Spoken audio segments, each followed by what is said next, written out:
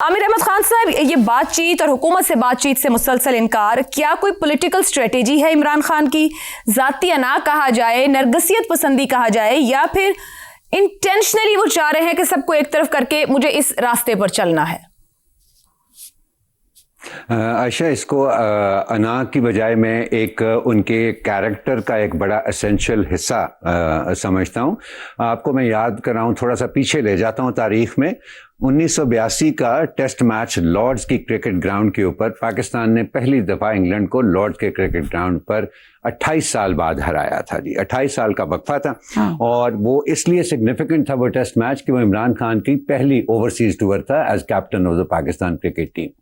5वें दिन आशा मैच की बड़ी दिलचस्प सूरत हाल हो गई जब इंग्लैंड की 8 विकेटें गिर गईं, लेकिन आखिरी 2 खिलाड़ी उनके ऐसे अटके कि वो आउट होने का नाम नहीं ले रहे थे। टाइम भी खत्म हो रहा था मैच का, ऊपर से बारिश का भी खतरा था, बहुत ज़्यादा टेंशन थी। 28 साल से पाकिस्तानी इंतज़ार में थे कि हम इंग्लैंड को लॉर्ड्स के तारीखी ग्राउंड पर हराएं।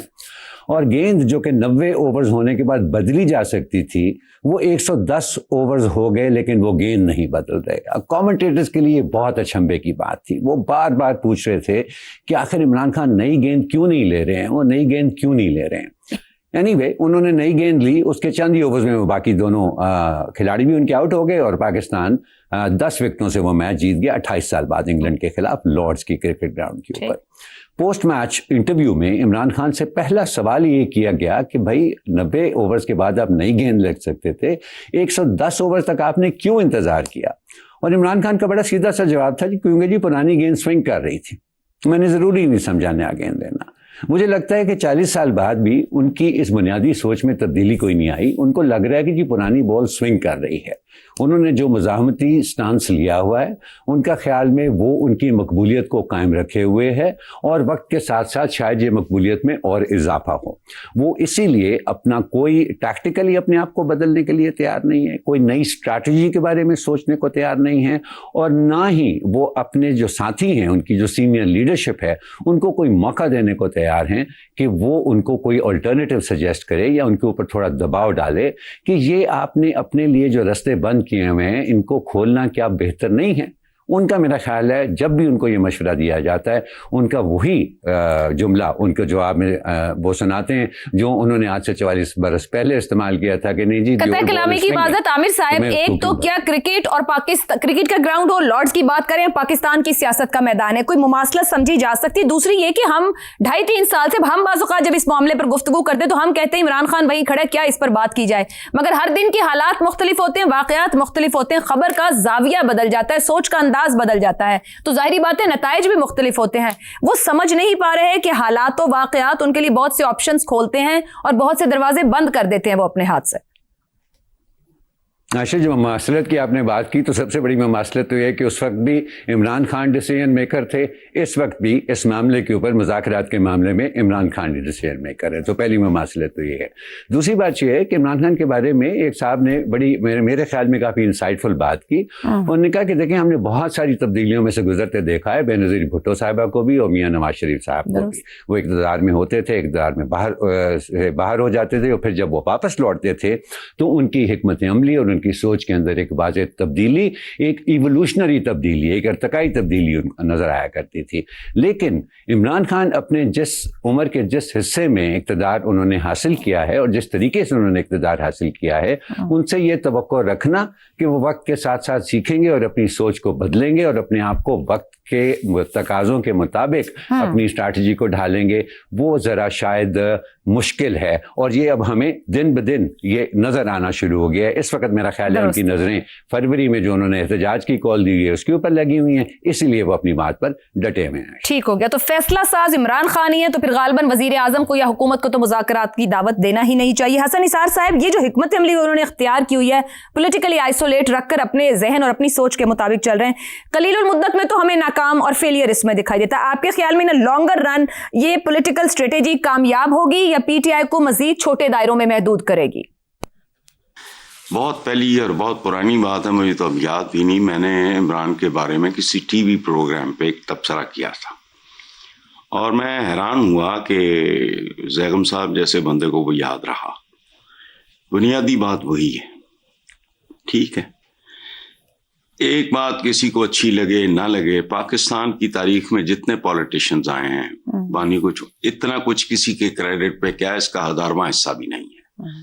سو وہ ایک بہت ہی قسم کی ایک اسٹرانگ آخری جو ہوتا ہے نا ایک اننگ، بندہ کہتا ہے ٹھیک ہے کوئی ایسا کرو کہ امورٹیلٹی ٹائپ چیز. میں نے اس کو اور لفظوں میں پہلے بیان کیا ہوا ہے، زیدم صاحب نے آپ ہی کے پروگرام میں کہا تھا. اچھا، دوسری طرف جو بات میری سمجھ میں نہیں، میں تجزیہ نگار تو ہوں نہیں، کہ ان لوگوں سے مذاکرات ہوئے بھی تو یہ پانی میں مدانی کے سوا کیا ہوگا؟ ہوا دے ان کی کریڈیبلٹی کیا ہے، ان کی سٹینڈنگ کیا ہے، ان کی روٹس کیا ہیں، ان کا ایگزسٹنس کیا ہے. تو کیا مطلب مذاکرات؟ بھئی میں کسی پوزیشن میں نہیں ہوں، میں فیصلہ کن فیکٹر نہیں ہوں، تو میرے ساتھ آپ نے مذاکرات کیا کر کے ٹائم ضائع کرنا؟ ایک بات. اچھا، اور اگر میرے جیسے بندے کو جس کا پالیٹکس سے کوئی لینا دینا نہیں، شدید نفرت کے علاوہ میرا رشتہ کوئی نہیں اس کام سے، تو عمران کو تو بہت ہوگا بھائی.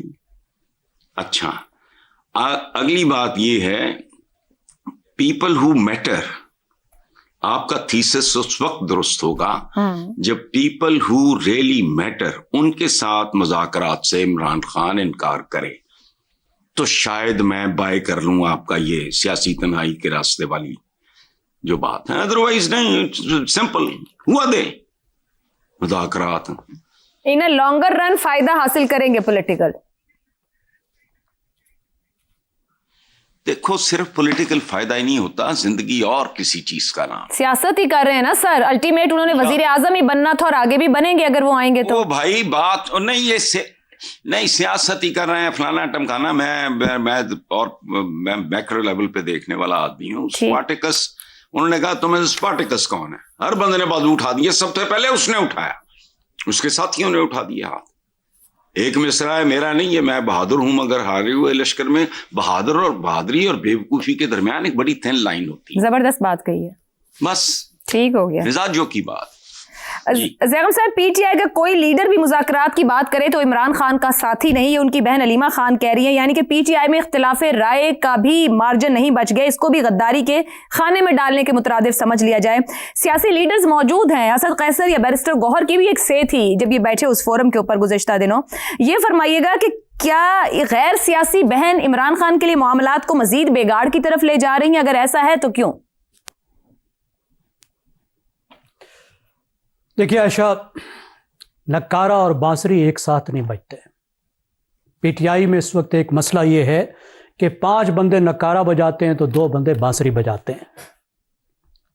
یہ دونوں چیزیں باری باری بجائی جاتی ہیں اور ٹائیگرز کو سمجھ نہیں آتا کہ کرنا کیا ہے. علیمہ خان اس مسئلے کو حل کرنے کی کوشش کر رہے ہیں، جس مسئلے کو پولیٹیکل سائنس کی زبان میں ہم مکسڈ میسیجنگ کہتے ہیں.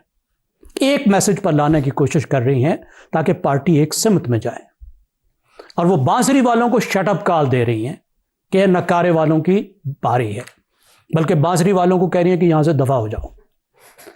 اب اسٹریٹجی کیا ہے؟